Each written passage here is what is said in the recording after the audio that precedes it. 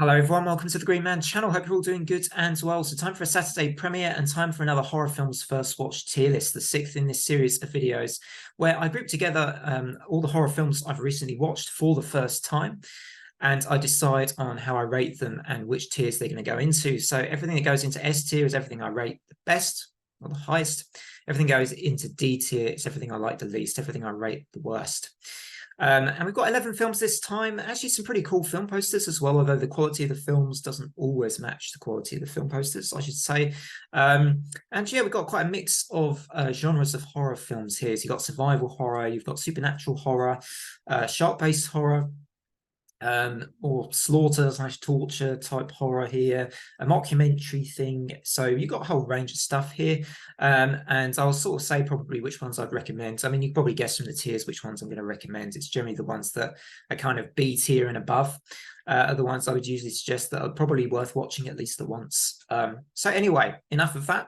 Let's crack on with the tier list. No theme this time because I just kind of can't think of a theme for late August. There must be one somewhere.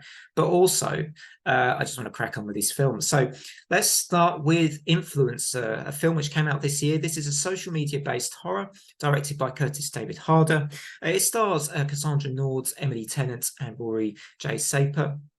And it follows this girl, who's played by Emily Tennant, and she goes to Thailand to promote herself and also other advertisers. While she's out there, she meets an interesting character called CW, who's really quite enigmatic and turns out has a bit of a dark side to her. I think CW is very, very well portrayed by Cassandra Nord, who gets across both her sort of dark, sinister side, but also a vulnerable side. And it's a really interesting combination for her character, and I think it works incredibly well with the other characters in the film. I think this is actually a bit of a dark horse film that's come out this year. It only came out on Shudder, I believe, and really quite good stuff. Not quite S tier because I didn't feel particularly stunned or anything. Didn't get that kind of, didn't feel a wow factor necessarily from the film, but I just think it's a really good film. I highly recommend to anybody that likes your social media based horror movies. Next up, we have Insidious: The Red Door. I don't need to spend much time with this because I already talked about it in a shorts video, although for a very short time. This was directed, of course, by Patrick Wilson, his debut in directing, as I understand. And yeah, it's not a bad film. I really liked the characterization of Dalton, in particular, as he was, older than he was in the first movie or second film. And yeah, quite enjoyed this one, but it was a little bit anticlimactic for me at the end. I just didn't find a very satisfying conclusion to this movie. But I will say, I do think it was pretty solid. So I think it's going to go halfway up on my list into B tier, Insidious: The Red Door. Next up, we've got an interesting film called Little Bone Lodge, which is directed by Matthias Hohner. It stars Jolie Richardson, who is this fierce mother in this film. So what happens in this movie, it's so a couple of criminals take refuge in a house where there's this family living, and there's just this really interesting relationship that develops between the criminals and the family, and between the two criminals and within the family as well. More is unveiled about these characters as the film goes on, and you sort of find out who the truly, the worst, maybe the most sinister person is in the film as it goes on. Very good film, very well acted. Again, not quite S tier, I don't think, this one, but it's definitely A tier, definitely worthy of A tier for me. Really solid performances. It ticks a lot of the boxes. Good horror elements, well directed, good performances. Pretty edge of your seat as well, but I'm not quite sure. I'd have it S tier, this one. I think as well, I'd maybe just by a very small margin enjoyed Influence as such more. But if you like thrillers or dramas, I think you'll like Little Bone Lodge quite a bit. So again, another film I'd recommend. Definitely recommend that one. Next up, we have Black Demon, directed by Adrian Grunberg. And this wasn't a terribly good film, to be honest. It was pretty bad, really. I can see what it was trying to do. It's trying to do sort of an oil rig based take almost on the shark film genre. This family go to Mexico, and the dad, his company owned the oil rig that's out there. And on discovering the oil rig, he discovers it's an abandoned one because there's been all these attacks by this great big shark, this megalodon creature. And yeah, I just didn't think this was. I mean, I can see they tried to make an effort to develop the characters a bit and stuff, but I didn't find the characters that perhaps it was the dialogue I thought wasn't particularly good. The effects for me as well were pretty bad. I mean, when you see the first shark attack and it shows you the point of view from within the shark's mouth and you can kind of see its teeth, and the teeth look terrible. You know, I just didn't think this was a particularly good film for me. I didn't really enjoy it. I found it a drag. There wasn't even much shark, to be honest. Goes into D tier. That one for me. Ooh, excuse me. In fact, Black Demon has been consigned to the depths of the ocean. Ha! Right. I've got to do better than that, haven't I? Right. Okay. Escape Room, Tournament of Champions. So I don't know if anybody remembers this. So, by the way, this film's directed by Adam Robitel. I don't know if anyone remembers. I'm sure I've done the first Escape Room in another tier list, maybe, or I've definitely mentioned it on the channel before. I said I didn't really like it because I found it very derivative of other films like Cube and Saw and survival stuff. But looking back, maybe I was a little harsh on it. I don't think it was that bad a film as well. I didn't think it was that bad actually when I saw it, but because it felt so familiar, I didn't really like it. But anyway, moving on to this film, Escape Room Tournament of Champions. This entertained me. I mean, it was just kind of back-to-back scenes of the sort of rooms in this one, and there wasn't a lot in the way of character development. I do enjoy the chemistry, though, between two of the leads, I think, played by Taylor Russell and Logan Miller.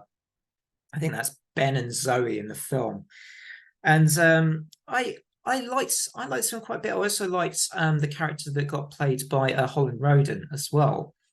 But anyway, I like this film. It was just a blast to watch. It was just really entertaining. As I say, it was just kind of just back-to-back escape rooms, kind of no nonsense, not much story, but had me on the edge of my seat for a lot of the film. And for doing that, I give it credit. I mean, survival horror tends to do that. But yeah, I enjoyed this perhaps even more than the first film, which I believe is a little bit contrarian or a little bit of a hot take for a lot of escape room fans. They prefer the first film, and I can see that as the original film, right? But I think I actually enjoyed Tournament of Champions more. So any escape room fans out there, what did you think of this sequel? Did you think it was bad, good? Let me know. I actually enjoyed this. I think it's just because it was just quite intense and enjoyable in that way, with some good characters too. Next up, we have Follow Me, which I think actually changed its title to No Escape. And this film also has Holland Roden in it as well, who was also in Escape from Tournament of Champions. She's actually on the film poster there as well in the water, kind of, and that is actually the highlight of the film of No Escape. This was actually directed by Will Wernick. Sorry, I'm having to look down at my piece of paper to remember that now. And yeah, okay. So here's what I liked about this. I liked the first half of the film, found it again quite intense, rather like Escape from Tournament of Champions, which was kind of had the escape room feel to it, a little bit of Saw vibes as well. And it was very intense and quite entertaining. So what is this film about? It is about this guy who goes out to Russia at this sort of famed legendary place, I think, where he wants to film it on his social media account or something. Can't completely remember all the details here, forgive me. But the film for me got a bit carried away with itself for me in the second half. It went down a Hostel route. By a Hostel route, I'm referring to the extreme horror film Hostel. And it felt a bit of a rip-off of this of Hostel in its second half as well. So everything I felt the film built up quite well in its sort of first half, I thought it sort of lost by its second half. So and I didn't really like that. I mean, that the film lost it for me, and it lost its way quite a lot because of that. Wasn't a big fan of the twist at the end either, although I thought it was a brave-ish twist. So for me, it's going to go into C tier. Not that bad. In fact, I would almost say if I was going to recommend this film, I would just watch its first half and not bother for the whole stay. But I don't know, other people might say watch the whole thing. But for me, it was less for me, this film. Okay, we move on to Rec 3, directed by Paco Plaza, the second sequel in the Spanish documentary style series, found footage series with the sort of 28 Days Later vibe of people, you know, eating each other like zombies, right? Because of this virus and stuff. Okay, so this is a bit of a different vibe to the first two films. Now, the first two films have elements of comedy to them, but not quite to the excessive extent that Rec 3 has, right? It's set at a wedding and all hell breaks loose. I mean, it's pretty hilarious. This is a kind of film to watch, actually, if you've drunk a bit too much, right? And come back from maybe a night out late at night, you just want to put something on that's trashy, entertaining, and nothing more than that. Rec 3 is your film. But I don't know. I liked this film so much and I was so entertained by it that I can forgive that it's a pretty imperfect movie and that it's not a great film by any stretch of the imagination because it's just so entertaining. So I think I'm going to put Rec 3 into B tier, but don't take this film seriously because then you won't enjoy it. You need to take this with a pinch of salt and maybe a pint or two of beer or a strong glass of wine as well. Not mixing all those together, maybe, unless you really do want to get intoxicated whilst you're watching Rec 3. Actually, that might fit well with the film itself as well. Anyway, next up is Hellbender. This was actually directed by a family of people during COVID, during the lockdowns, and it's a low budget, in fact, what they call a no budget film, because this was just hardly any money. This is almost a homemade video, if you like, if I can call it that. But it's done very well. Don't take it away from this film at all. It actually executed very well, this film. And it's about a mother and daughter who are in a heavy metal band. So metalheads of the channel, definitely one to check out for that reason. And they basically are, there's a history of witchcraft in their family. And the film, again, very cleverly teases, the secrets of the family, I think, or certainly the daughter's development is very, very good and interesting. Bit of a dark horse film. This is going to go into B tier for me. I'm going to put it just behind Rec 3. I probably wasn't quite as entertained by it as Rec 3, but then again, actually, no, maybe it's a slightly better movie than Rec 3, I think. I'm going to put Hellbender into B tier as well. So now we move on to The Dare. Oh, The Dare.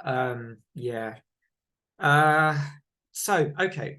If you like shock-based horror, if you like slaughterhouse horror, you might love The Dare, actually. You might quite like it. For me, the character development, whilst it was somewhat there, it was a bit weak. I didn't find the performances very convincing. It was a bit clumsy as well with some of the way that I thought the story was actually put together, sort of, bit by bit. But if you like slaughterhouse stuff, if you like gore, there was a good effort with effects, I think, from the film's part. I'm going to put it into C tier, but not a great one. It maybe has only just avoided D tier. So The Dare, you survived by a narrow margin from joining Black Demon in the depths of the ocean. And next up, anyway, we got Forest of Death. In fact, I didn't say who directed The Dare. That was Giles Alderson. Forest of Death is directed by Brendan Rudnicki. This is another very low-budget film. And it has all the horror cliches, all the horror tropes in this. So 2 guys and 2 girls go out into a cabin in a forest, and there's this sort of, shapeshifter. And yeah, that's the story. But you know what? The film isn't that bad. It gets the basics right. And I say the basics, I actually think there is some good character development and intrigue and good teasing of what the sort of darker parts of this film are. Gradually, it's done in a sort of quite a nicely constructed way. I don't think the film is that bad, therefore, but I don't know if I would strongly recommend this unless you really don't have a lot else to do. I'm going to put it in C tier, but probably above Follow Me and No Escape, I think. But it's not a great movie, I would say, but not too bad for something which was probably as low budget as it seemed. Anyway, another swig of tea before we do the last film. Lake Mungo. Lake Mungo. Okay, so this film is an Australian film, directed by Joel Anderson, and it's all done in this mockumentary style. It's actually fictional, but there's all these interviews with the characters throughout the entire film, pretty much, and footage of the goings on in the story, which is about this missing girl, as I recall.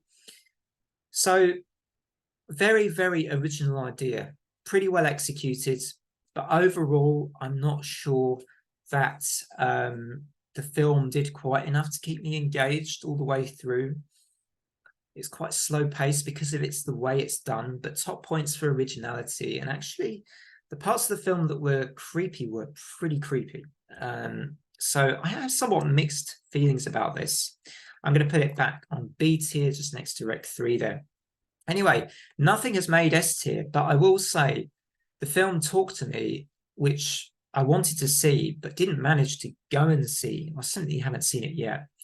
I've heard so much praise about that film that I reckon, even from like Peter Jackson apparently thinks it's a really good film, right?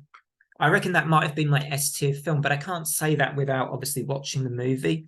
So we'll leave it there anyway. Thanks as always for watching, everybody. If you're new to the channel, you enjoy this sort of content, then do support the channel, drop a like and a sub and all that business. Otherwise, until next time, guys, take care, everybody, and bye for now.